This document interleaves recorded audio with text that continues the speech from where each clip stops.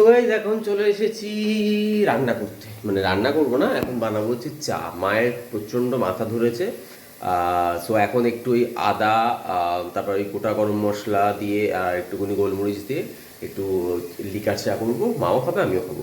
আর জানি না কেন বাট প্রচণ্ড ঠান্ডা লাগছে। তোমাদের মানে আমার একার লাগছে না, তোমাদের লাগছে জানি না। এখনও চুল শোকায়নি, দেখো আমার চুল পুরো ভিজে আছে, শ্যাম্পু করেছিলাম, বেলা হয়ে গেছে।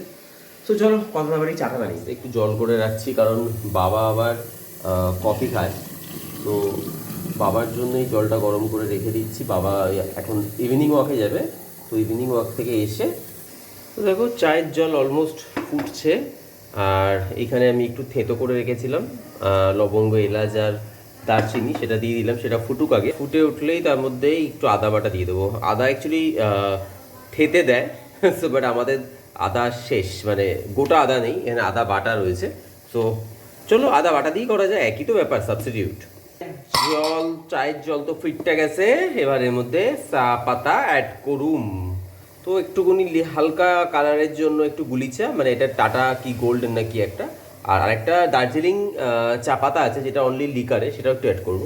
সো এইটা কি একটা পাতা চা বাবা নিয়ে আসে, আমাদের এখানে একটা খুব ভালো চা পাতার দোকান আছে সেখান থেকে।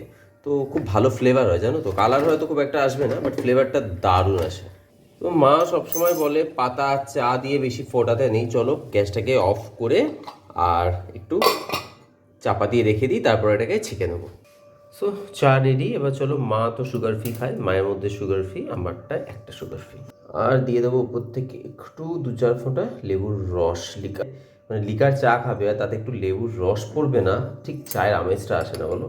চায়ের কালারটা কিন্তু ভালো এসছে বলো, বেশি হালকা হালকা কালার। আমার আবার লিকার চা খুব একটা প্রেফার করি না, বাট খেলে এরকম হালকা লিকারের খাবো, আদা ফাদা দিয়ে বেশ মশালাটি। চলো এবার নিয়ে যাই, ঠান্ডা হয়ে যাবে, আজ প্রচুর রেডি। চায়ের সাথে একটু টানা হলে হয়, তো সেদিনকে যে বিঙ্গো টেমরেটা আনিয়েছিলাম সেটা একটু বাটিতে করে আমি আর মা নিয়ে নেব। তো চায়ের সাথে টা দিয়ে এখন শীতের সন্ধ্যেতে গরম গরম চা খাই। চলো আর নেই, চা তো রেডি, এখন গরম গরম চা খাওয়া যাক। মাকে গিয়ে দিই, নাও তোমার আদা বাটার চা, তার সাথে টা। আরে কোড়া নেই, আদা নেই গোটা, যেটা দিয়েছি ওটাই খাও। করতে পারবে না আবার খাওয়া কিসের, কি বলো? যা দিয়েছি তাই খাবে, করে দিয়েছি এই না, কত খাও। চা খাবে? পালাচ্ছ কেন? গ্যাস হয়ে গেছে, ওই চা দেখে আরো পালাচ্ছে। গ্যাস হয়ে গেছে।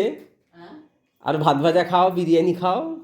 বাবা তা কালকে খেয়েছি, রাত্রে জল খাইনি। হ্যাঁ মানে জল খেয়েছি, মানে কিছু আর রাত্রে কিছু খাই, কিছু বিস্কুট দিয়ে চাও না শুধু। হ্যাঁ তোমার বয়স হয়েছে, এখন এই খাসির মাংস না হজম হতে চায় না, বলে লাভ আছে? আসলে চিবোতে পারছি না, তো পায়খানাটাও হচ্ছে না।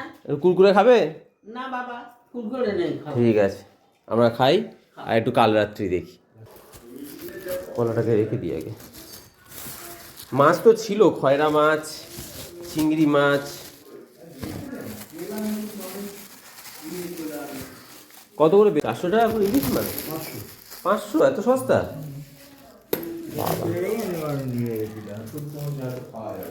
হ্যাঁ সে তো খাওয়া যাবে, 500 হবে না ইলিশটা কালকে, তাহলে ঢুকিয়ে দিই ফ্রিজে। ফ্রিজে পুরো মাছের পাহাড় হয়ে গেছে গামলা ভর্তি।